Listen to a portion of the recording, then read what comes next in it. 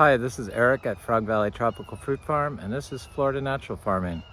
Today I'm going to go and look at some fruit and talk about forever chemicals in our food system and the health effects of those, how they get in our food system, and ways that we can remove them from ourselves. Hi, Romy. So I've been on vacation. I went on vacation. I haven't taken a vacation in 2 years. And I went to Santa Barbara to meet some friends that I've known for, seems like 100 years, but at least 30 years. And some of them 55 years or 57 years. And went to the farmer's market there. And one of them is like in charge of the schooling for setting up a school of a regenerative agriculture at Dos Pueblos Ranchos in Goleta, which is a historic ranch on the ocean right near Santa Barbara. And they grow abalone and cherimoya and what else do they grow? They grow some other fruit. I can't think of it. Cherimoya, abalone, and what is it? I can't think of it. Anyway, I wasn't that interested in it, obviously. But I just got back at 3:30 last night, but I wanted to do this video because I've been taking like vacations with this group every other year for the past 6 years, sometimes every year. And I've noticed that their health goes, some of them, their health goes down. Look at how cute Romy is. He's looking really good. Their health seems to go down, and they have like bad arthritis and are unable to walk in some cases. And they're not that old. They're like 62 to 67. 54 to 67 is the age group. And what I noticed is there was one other person that ate vegan, and they have zero issues. I'm vegan, organic, and I don't have any issues. And then I have a good friend who just retired as an environmental agriculture teacher at UC Davis that doesn't believe in organic and eats meat. Says, I need my meat. And they have horrible arthritis. And just, they don't look very healthy. And just a couple of years ago, they were fine, and they're the same age as me. And I said, why do you have such horrible arthritis? It's got to be because of your diet. And they said, no, this is hereditary. I'm like, I thought for sure it's because of your diet. So I looked to see forever chemicals, what if they cause arthritis, osteoarthritis, joint pain, because that seemed to be the problem of everyone. Their joints were failing. He had his shoulder replaced. This is somebody that taught regenerative agriculture, environmental agriculture for University of California at Davis to international students in Vietnam, I believe. And when I was horrified by the plastics that they're using on their organic farms in California, I said they're full of forever chemicals. They leach forever chemicals into the soil and into the plants and into the environment, and it's really a major problem. He said, that's what we teach. We teach people in foreign countries that they should use plastic for mulch. It's polyethylene and it's polypropylene, and it's full of forever chemicals. The polymers are full of forever chemicals. And if they don't know what they're called, or they change the name of the forever chemical, like to something else, it's chemical whack-a-mole. So one chemical gets popped down and another chemical pops up that's usually worse. So I'm gonna look at the Imbe tree because I promised some people I would send some fruit, and I hadn't done that, but I'm looking at this Noclia latifolia. So this is self-fertile. You don't need more than one. My friend Jerry in Naples has fruited it with just one tree. So No problem. I did not answer any emails or phone calls or texts while I was away. So if you didn't get a response from me, it's just because I just was not, I needed to unplug. And it was good. It was a little scary watching my friend's sickness, like the regenerative ag teacher. So they said that they're, back to that person, they said that their osteoarthritis, their arthritis was hereditary, but forever chemicals are genotoxic, so they pass from one generation to the next. So your children are born with forever chemicals from the mother. This cacao tree is loaded with fruit, and we dry farm everything. We don't water anything. Look at all the fruit on this tree. We don't pollinate, and we just use raw zebu manure and compost, and we've done all the biodynamic preps. We are not biodynamic certified, nor are we organic certified. So yeah, it's hereditary, but it's you got to look at the cause. What's causing all this arthritis? And it turns out it's the forever chemicals. I'll do some links of studies that have been done. There's multiple studies. If I hadn't gone on this trip to see my friends and to see their sorry state of decrepitness, I would never have known that arthritis is a symptom of forever chemicals. So I'm glad I did it, and I'm glad that I observe. And people seem oblivious to plastics in California. California, it just seemed filthy to me. Even Santa Barbara was just like, it was better than some other areas, but it's just, there's an underlying filth. And then there's all this decrepit elderly plastic that those Pueblos ranches farms abalone, and their abalone has a shade cloth over it. Abalone is ocean aquaculture that they do in tanks. They use polyvinyl chloride tubes to move the water, which they need to find something better if they want to be regenerative, because that's a source of pollution in your food. And then they had this elderly shade cloth on top of it. And these are the people that are like setting up teaching regenerative agriculture that don't even see this stuff. So for some reason, I'm not sure if I'm way beyond what most people look at with the plastics, but the plastics, I firmly believe, is what's going to take us out as a species, along with a lot of other animals. Yeah, look at these cacao.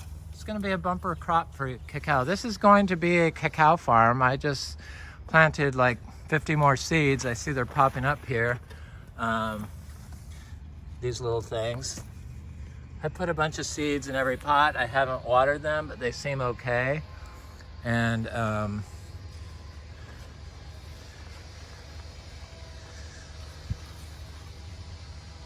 excited about that. The cacao farm. We have 3 different types. Look at my durian. It looks great. It's my friend Jerry in Naples. He grows durian, 3 different types outside, and dry farms it.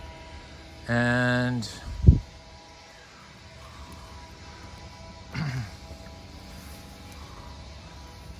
this is another tropical tree. I forget what it is. I only got 3 hours sleep last night, so my brain is a little bit off. But I wanted to get a video out just because I just feel that I needed to start harping about plastics again. So look at this kolak tree. This is the giant longan, those orange leaves that you can eat the nut on them. We have 2 different types. I bought 3 different types of seeds, but the 3rd type seeds never germinated. And I believe that it was Talicia melicoccus, which is what that is. We have Talicia florescii. These are the little cacao seedlings I planted this year. They look incredible. Criollo cacao. Here's the Talicia florescii, florescii, the kolak from Mexico, the Yucatan. Giant, oh, that's a pulasan, that's what that is. A pulasan tree. Doesn't seem to mind not being watered. I don't water trees in. We focus on the fungi in the soil. The fungi and the plants is what can buffer forever chemicals in your, from the soil, so they can remove them from the soil. And fungi in particular has a mechanism where they don't absorb just tiny amounts of forever chemicals. So they're considered a safe food to eat and clean the soil. But plants is what cures human pollution. So the more plants you have in there, the more ability your system has to clean itself of human-made contaminants, pollution like forever chemicals. But using plastics to grow organic food is just so wrong, and it needs to be exposed, and that's what I'm trying to do. It is wrong. And we asked the farmers at the farmers market in Santa Barbara, the organic farmers, do you use plastic? All of them said yes. They said all organic farmers use plastic that grow vegetables. They said otherwise it would be too expensive. Well, if the farmers were reaping the profit, they wouldn't mind that it was expensive, but because they have to pay a third party to weed or whatever, then their profit's not going to be that big. So then they have an issue with it. That's just how that is. But what did we do before we had plastics? Right?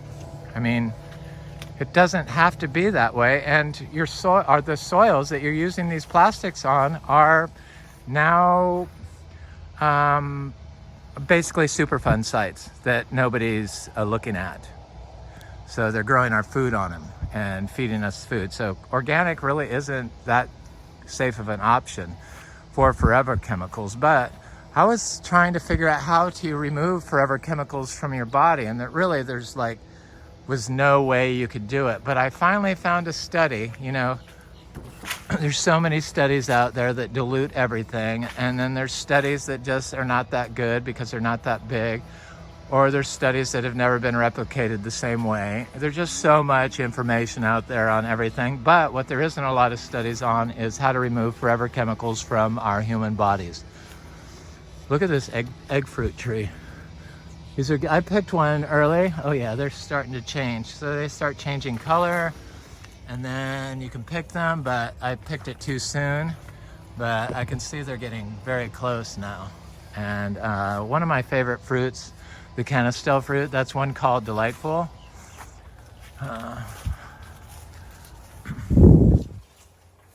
One of the ways to remove the forever chemicals from our bodies, they've shown, it was a study, a medical study out of New Zealand. These are passion fruit.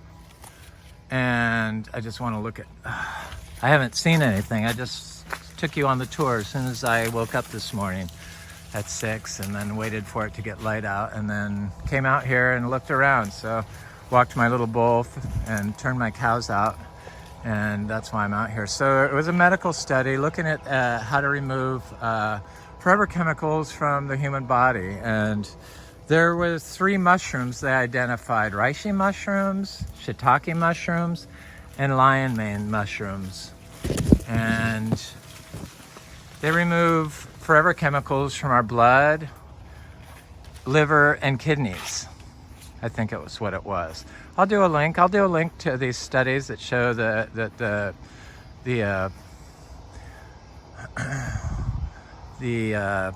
forever chemicals cause osteoarthritis and arthritis. There's so many studies on it now. It definitely causes arthritis. So unfortunately, the people that need to see this video, my friends, will never watch it.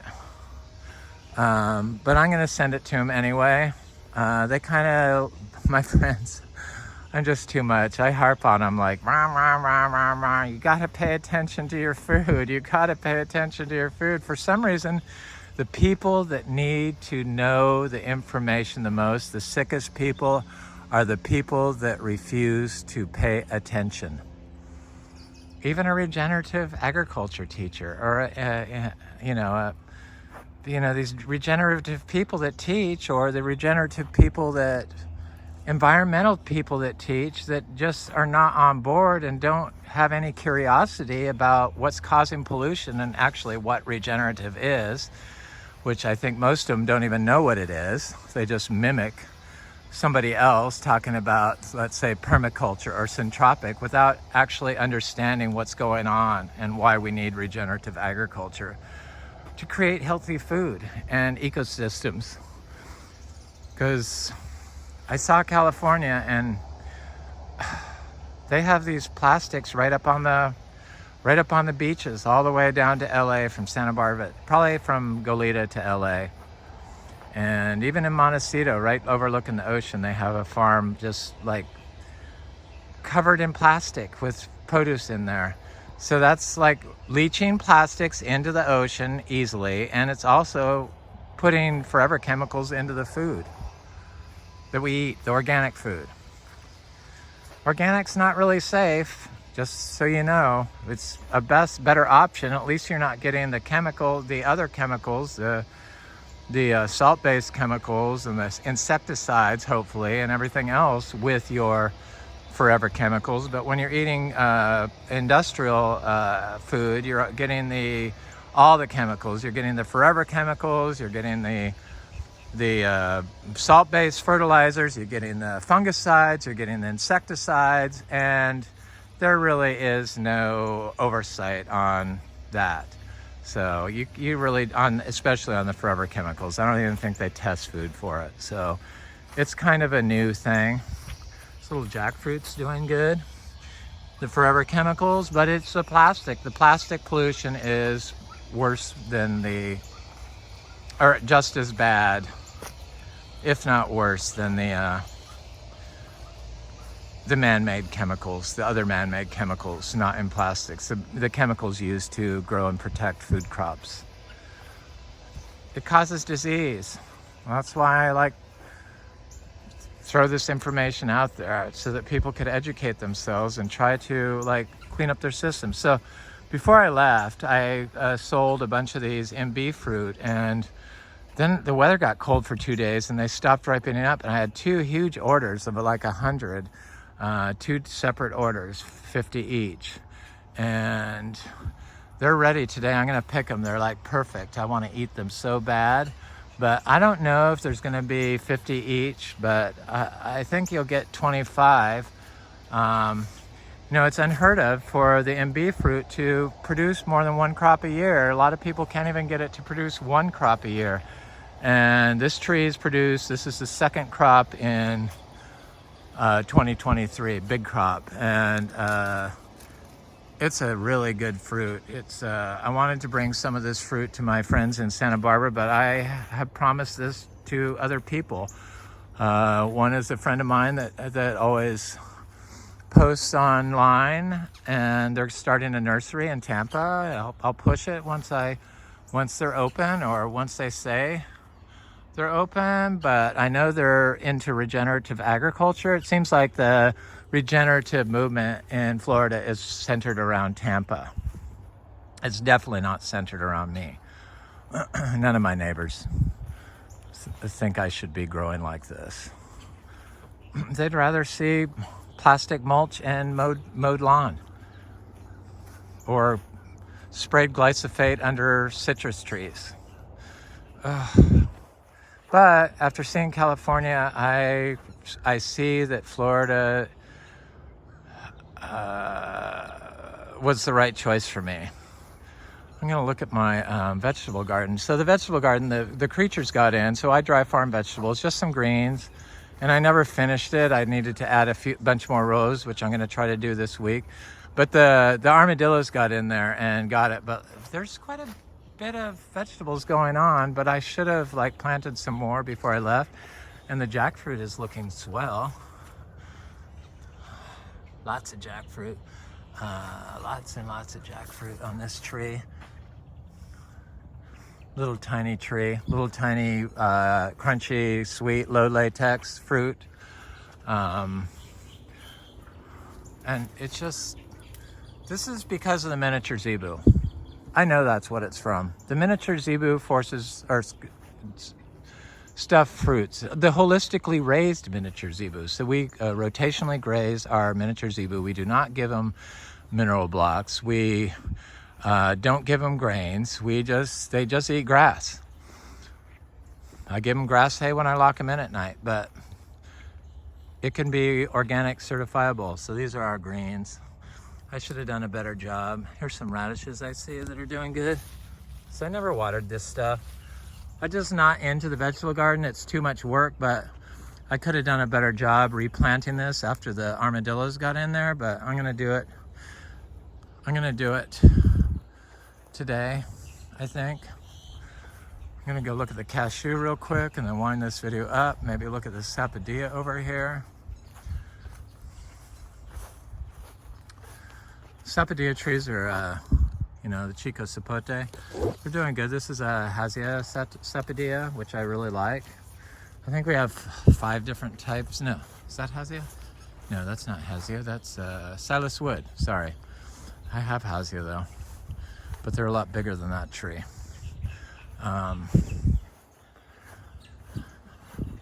Things are looking good.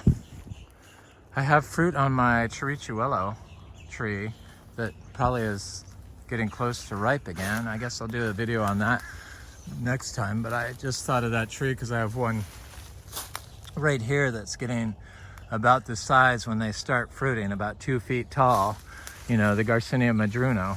And the fruit is interesting. They all are highly medicinal. This is a male Garcinia livingstonii tree. They'll produce 1 or 2 fruit sometimes per year, but that's about it. But they have flowers that are, this is a, I need to remove this vine off here. This is a sugarloaf mango. It's getting quite big. These are our lychees. We never got any, is that flowers? I have flowers on my lychees. The lychees are flowering, yay. New growth and flowers. I thought if they didn't flower with new growth, but seems kind of early for the lychees to be flowering, but that's definitely a flower. So we didn't get any of those mites on any of our lychees. When you grow and you focus on soil health and the health of the tree, it's just like us. When you focus on your health and what you eat, the same thing is true with the plants. They are less likely to get disease.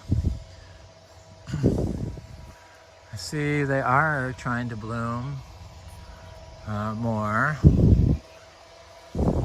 That's without any cold at all. So there's a mango, or not a mango, a jackfruit seedling that's getting big enough. It should be starting to get lots of fruit on all of our mangoes. Yeah, when you focus on the health of what you feed your plants, whole foods, whole manures, whole compost, not this compost that they make with the Johnson Sioux where they wrap it in shade cloth, which is a forever chemical leaching substance that goes right into your compost.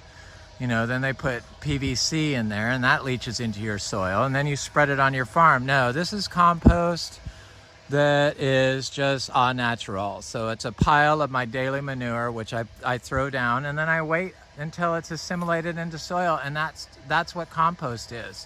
I don't touch it, I don't turn it, I don't mess with it. Undisturbed soil is one of the 5 soil health principles, but for some reason it's okay for most growers to have a highly disturbed compost. It just goes against everything. It goes against everything I believe. But so here's the cashew. It doesn't look like it has any fruit setting, but that's the flower. But this produced so much fruit for us this year, and we have at least 200 trees growing, all dry farmed.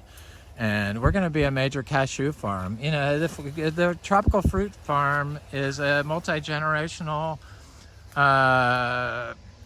project.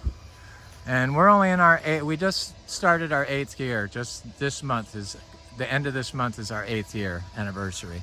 And I planted everything myself, so it wasn't all planted in a day.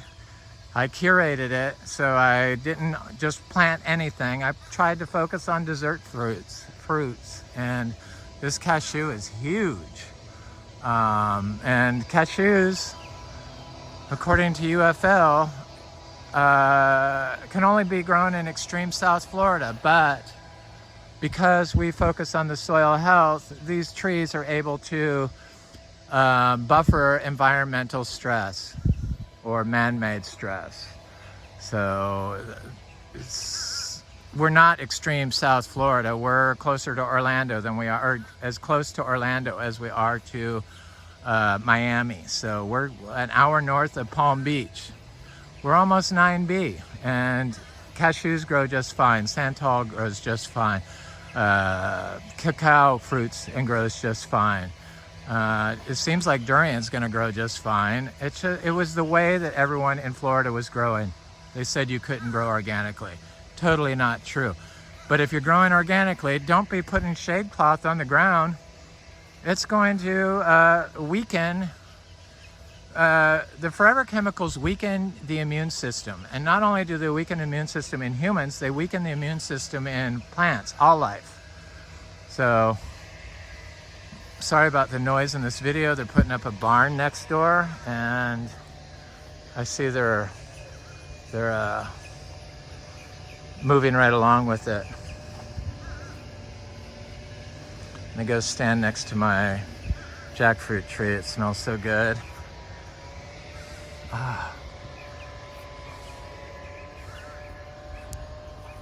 Anyway, I'm back. I should be making videos every other day. I gotta keep talking about all this stuff because somebody has to. It's like we have to get off the plastics, organic people. What are you thinking? Do some research, look it up. If you're a regenerative person and you claim to be a regenerative person, have a little curiosity and try to understand what you're doing. Read the Biodynamic Farm Standard of Europe. You read the Biodynamic Farm Standard for India. Read the Biodynamic Farm Standard for the United States. It's probably, the US is probably the worst one, but the Indian one is like incredible. To get a basic understanding of one aspect of regenerative farming, and then start researching Korean natural farming, start researching Japan natural farming, start researching syntropic agriculture, start researching permaculture. Then you might be able to call yourself a regenerative farm. Once you conquer the understanding of those, or at least a basic understanding of it. But to say you've never read the Biodynamic Farm Standard, it shows that you have zero curiosity, since that's the original regenerative farm method. Anyway, I'm glad to be back. I hope you like, share, and subscribe, and take care of this, and try to get plastics out of our agriculture systems. I know it's hard. It's next to impossible. I mean, there's plastics in everything. I tried, and I still try, but you got to keep trying. But especially using plastics on the ground or a shade cloth above to shade your plants. You can plant palm trees in California that would shade out to do the same thing as the plastic. So there's ways to get around it. You can use linoleum or bamboo pipes, or there's other ways, other forms of moving water, salt water, that clay, even cast iron. Sure, it's expensive, but isn't all this health disease and polluting your soil more expensive in the long run? Anyway, have a beautiful day. Thanks for watching.